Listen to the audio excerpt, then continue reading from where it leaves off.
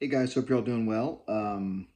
Last night, Robert Edward Auction and Baseball Card Exchange both had their fall catalog auctions ending on the same night, which is actually kind of rare. And I was actually surprised because normally going head to head like that, companies generally avoid that. But they did. They went head to head and they both had some killer unopened items. As always, stuff that's just drool inducing.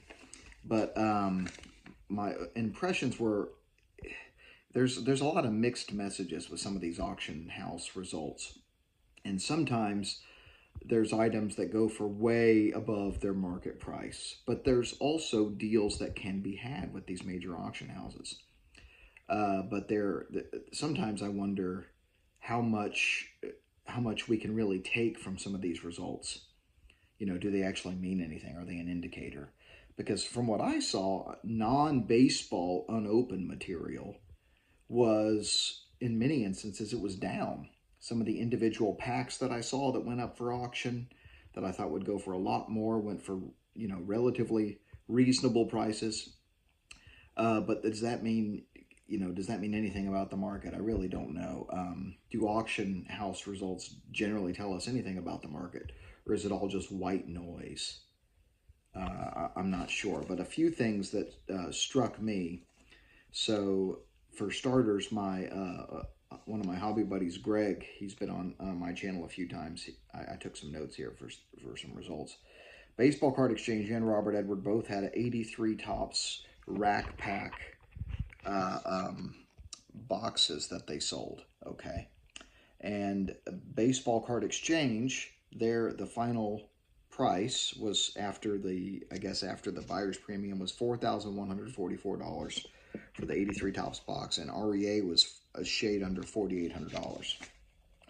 And as my thanks, Greg, for bringing this up in the group. That's nearly $200 per rack pack, which is insane for 1983 Tops. That's absolutely insane. That's way overpriced.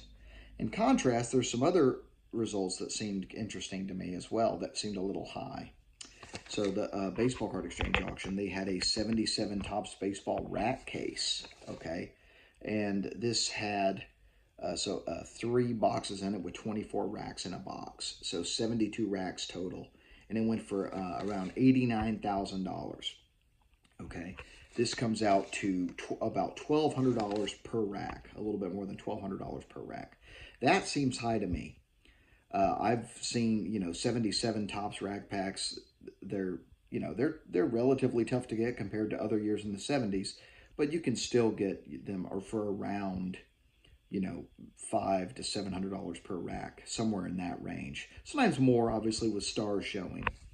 But 1,200 per rack. I'm not sure. Again, I'm not sure if that's a good deal. I'm not sure if that's a bad deal. I'm not sure if this is just um, it depends what the person does with it, I guess. If you're going to open it up and look for rack packs with stars showing, it could be a bargain maybe.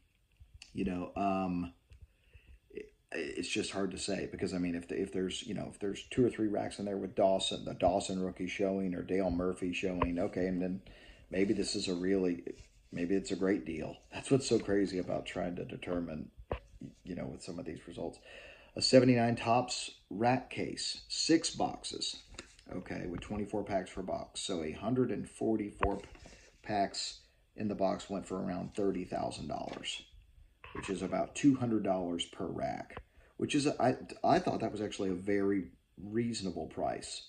That's right at the market for a common rack pack from 79 Tops, around $200, give or take. So that person, there's a chance. I mean, obviously, with 144 packs, there's going to be some packs that have stars showing in that case. So if you pop that case open and you find an Aussie rookie rack or racks like that, Nolan Ryan showing things like this, that could easily be a very very solid purchase there. But again, what do they do with them? Do they keep the cases sealed? I honestly don't know what I would do. I spend that much because the case itself isn't that interesting to look at. It's just a case. But anyway, those are my thoughts. Just wanted to share that. I really don't know what to make of the results. But what are your thoughts below about auction results from last night. If you were bidding on anything, did you win anything? And what does this mean for the market? And I wish I had concrete answers for you, but that's what I have for you guys. Hope you all are having a great, happy and great holiday season. Keep collecting and enjoying baseball, everybody.